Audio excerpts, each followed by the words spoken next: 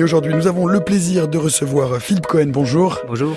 Vous êtes en deuxième année de thèse de sciences au CRI, Centre de recherche interdisciplinaire à Paris, rattaché à l'université Paris-Descartes.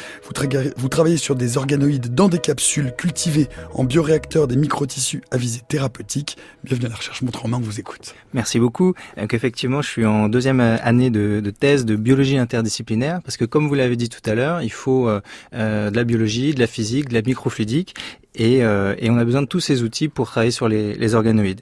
Donc je travaille dans deux laboratoires. Premièrement à l'Institut Imagine, qui est un institut de génétique associé à l'hôpital Necker à Paris, avec comme directrice de thèse Dr Nathalie Lefort, qui est spécialiste de la génétique des cellules souches, dans la plateforme des cellules souches de l'Institut Imagine. Et mon deuxième laboratoire, en fait, c'est une entreprise à Bordeaux qui s'appelle Trifrog Therapeutics, qui est spécialisée dans la production de ces cellules souches et de thérapie cellulaire.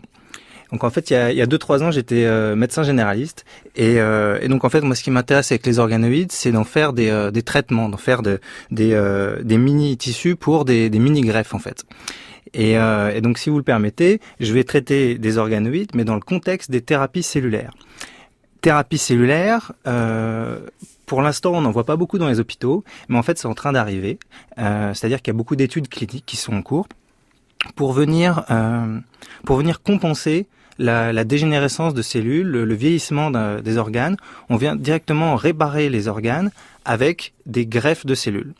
Le problème des thérapies cellulaires, c'est les cellules, parce que elles sont difficiles à cultiver, difficiles à produire, et quand il s'agit d'en produire en petite quantité, les méthodes habituelles de culture en boîte de pétri, au fond de boîtes en plastique, sont tout à fait correctes.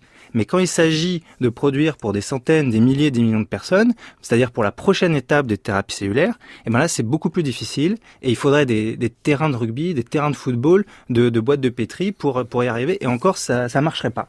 Donc il y a un problème finalement de production pour faire que ces thérapies cellulaires deviennent réalité. Et donc les cellules qui sont cultivées dans ces boîtes de pétri, aujourd'hui elles sont produites à la main. Il faut comprendre qu'elles sont fragiles et donc c'est quand je dis à la main, c'est à la pipette, mais on aurait besoin de les produire en bioréacteur dans des grandes cuves pour justement casser ce problème de production.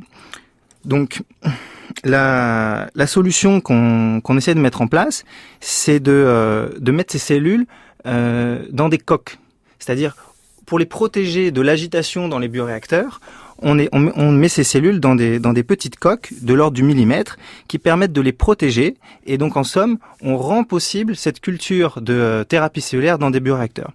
Donc, d'un côté très pratique, on utilise des outils microfluidiques. C'est-à-dire, microfluidique, c'est un peu la science des gouttelettes.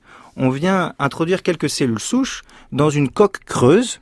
On produit environ 5000 gouttelettes par seconde, qui deviendront 5000 organoïdes plus tard. Les cellules se retrouvent dans ce petit environnement favorable. Elles s'auto-organisent, comme on le disait tout à l'heure. Elles se développent en organoïdes. Elles acquièrent une fonction. Et au bout de quelques jours de culture, on peut retirer cette coque, récolter les organoïdes, et c'est autant de microtissus qui vont servir pour la thérapeutique. Donc, dans cette technologie, on utilise des organoïdes, on utilise des capsules, mais il y a non seulement un gain en termes de quantité de cellules produites, mais aussi en termes de qualité. Parce qu'on pense que les organoïdes, c'est la bonne échelle entre la greffe de cellules et la greffe d'organes. Donc nous, on parle de greffe d'organoïdes qui fait sens. Parce que on parlait tout à l'heure de fonction, on essaye avec l'organoïde de se rapprocher du fonctionnement d'un organe. Et quand on regarde ces organes, le poumon, si on le compare, le poumon est constitué de multiples lobules pulmonaires en parallèle, le foie de lobules hépatiques, le pancréas d'îlots, le rein de glomérules rénaux. Et donc en fait, l'organoïde, ça va venir se rapprocher de cette unité fonctionnelle de base, de cette brique élémentaire, et on va s'en servir comme outil thérapeutique directement pour délivrer cette thérapie cellulaire. Donc au final, pour nous, l'organoïde, c'est à la fois un outil formidable pour la recherche, pour produire des cellules, mais aussi c'est l'émergence d'une médecine par organoïde pour les thérapies cellulaires. Merci beaucoup Philippe Cohen, vous restez avec nous pour la dernière partie de cette émission.